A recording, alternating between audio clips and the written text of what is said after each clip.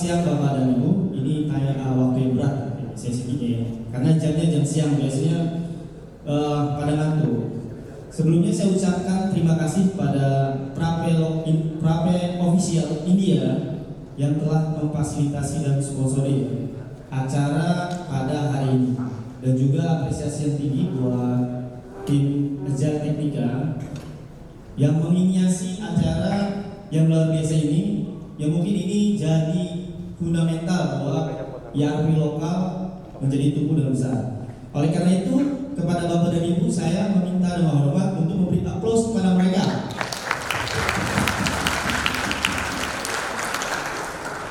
Saya izin memperkenalkan diri, nama saya Chandra Sudrajat. Saya dari PT Inovasi Terbaik Bangsa dengan brand identity company kami adalah Imogi.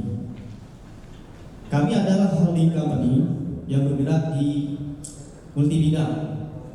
Fashion kita punya, kemudian ada perusahaan outsourcing, kemudian ada workshop, juga ada food and beverage. Beberapa tahun lalu perusahaan kami menggunakan sistem subscriber, mungkin yang monthly subscriber ya, mungkin Bapak Ibu sudah sangat mengenal sistem POS, sistem accounting gitu ya.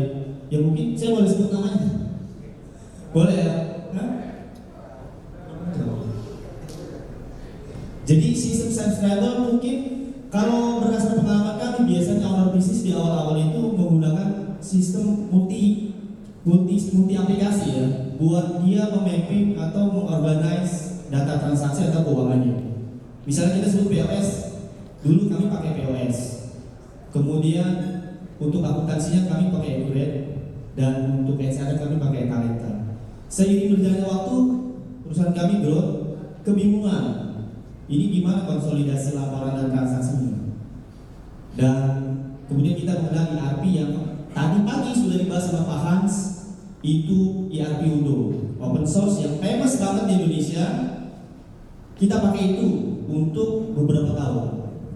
And at the end, 2 bulan lalu, kami mengenal ERP bocil di Indonesia. 2 bulan lalu kita mengenal dia. Akhirnya kita riset, tapi gak pakai lama, kita eksekusi langsung jadi partner. Tepuk tangan buat teman-teman yang jadi partner hari ini, buat yang jadi partner ERP Net ya. Mungkin ya selain Pak Arfi dan tim, kemudian ada kami di ITB, mungkin ada teman-teman lain sini jadi partner ya. Mudah-mudahan kita bisa kolaborasi dan jauh lebih besar lagi dari hari ini. Kemudian kita langsung nge-build, ngedevelop ERP Next, dan kita pilih modul yang menurut saya modul ini modul yang kalau owner bisnis nih dianaktirikan. Modul yang dianaktirikan, sepakat atau nggak sepakat nanti kita diskusi. Kenapa saya bilang modul dianaktirikan? Biasanya owner bisnis hal yang paling pertama dipikirin adalah sales, maka dia akan mulai dari sales. Setelah dari sales, biasanya dia sibuk untuk mikirin accountingnya, baru dari laporan keuangan. Excel gimana? Excel pakai seadanya. Kalau bisa pakai Excel aja. Kalau misalnya udah mentok banget, baru dicari yang aplikasi yang ya biasa tapi nggak resolve semua kebutuhan Excel. Oleh karena itu saya dan tim memilih modul Excel untuk kita build di ERP Next. Nah ini kita mau tunjukin progres kita ngebangun modul Excel sudah sampai mana? Mungkin belum 100%, mungkin di sekitar 70-80%. Tapi kita punya milestone-nya untuk sampai 100% di tahun ini. Kita lihat ya.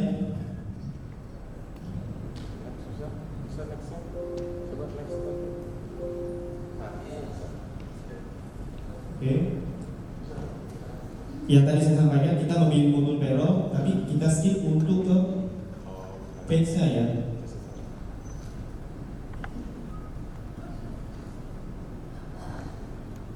Nah ini dia. Baik. Nah ini dia. Di dashboardnya kita tambahkan modul payroll Indonesia yang saya beri warna merah. Kemudian di sebelah kirinya atau di sebelah kanan Bapak itu ada master data dan pengaturan. Beberapa modul kita tambahkan, beberapa item seperti jabatan, golongan, dan tentunya seperti yang Pak Hans bilang ya, regulasi kita masukkan di situ master table PPh 21 table. Kemudian ada struktur gaji, tentunya selain struktur kita bikin juga. Kemudian ada salary company. Nextnya ini diskusi. Nah ini modul UI yang ada di ERP Next modul employee. Ada beberapa yang mandatory yang kita isi sebagai requirement, tapi ada juga yang nggak kita isi ya kita skip karena kita butuh testing dan nge-build secepatnya. Jadi seperti kayak nama di ERP Next ada ini ya, ada pilihan untuk ID customer itu, ID karyawan maksudnya, dia berdasarkan nama bisa, berdasarkan nomor kuning bisa, atau berdasarkan nomor employee bisa kita tentuin sendiri atau kita custom. Kemudian tentunya ada gender atau date of birth, date join, terus kemudian sisanya itu tambahan informasi ya. Ini tab overview. Kemudian kita masuk ke tab tendency leave. Di sini saya paling suka sama ERP Next. Jadi local holiday listnya sudah otomatis. Begitu kita pilih region, dia terisi otomatis tanpa kita klik ulang. Kemudian connection, kami menambahkan beberapa field sini yang buat mengcover perhitungan BPJS dan teks. Ada nomor NPWP, kemudian status pajaknya, TK1 dan seterusnya. Kemudian dokumen NPWP dan BPJS yang mandatori kita harus upload. Kemudian ini adalah karena kami dulu backgroundnya di manufaktur ya, di mana golongan atau jabatan itu dari A sampai F. Jadi kami membuat master table bantuan, table baru untuk menentukan kasih di golongan berapa, nanti di golongan itu ada sub goal berapa.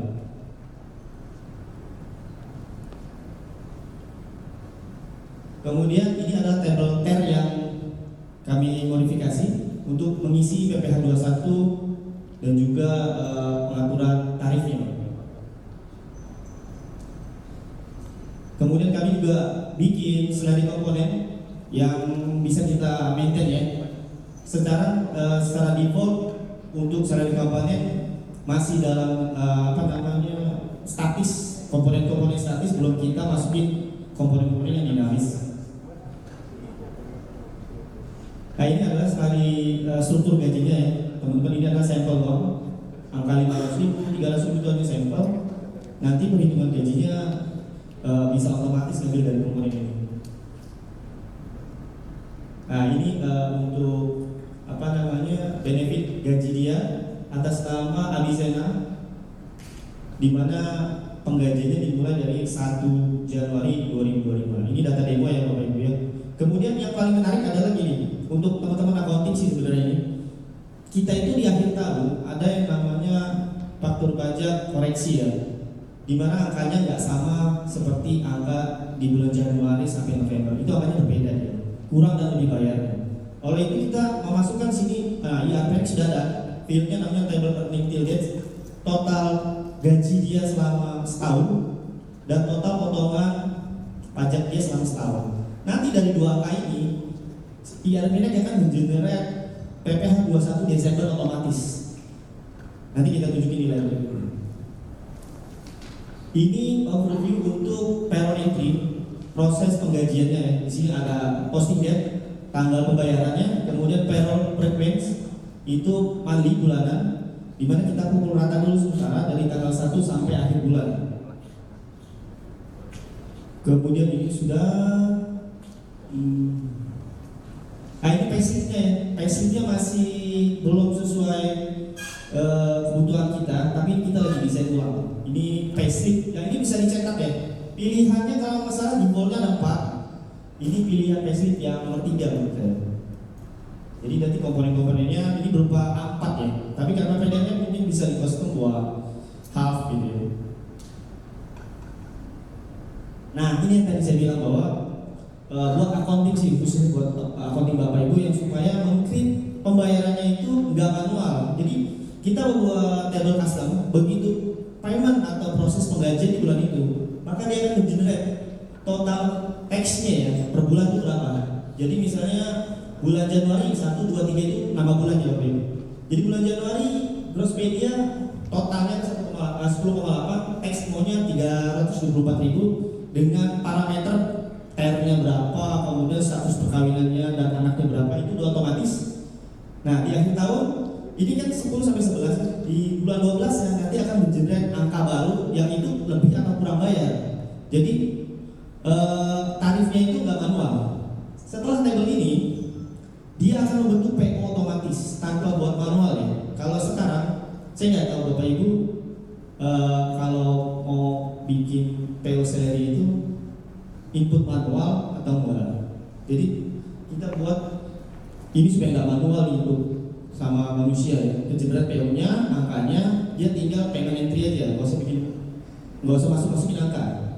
Seperti itu, ini tabel yang kita lagi buat. Ini definisi nggak usah. Dari saya mungkin itu aja. Terima kasih atas perhatian dan supportnya. Terima kasih ya. Selamat siang.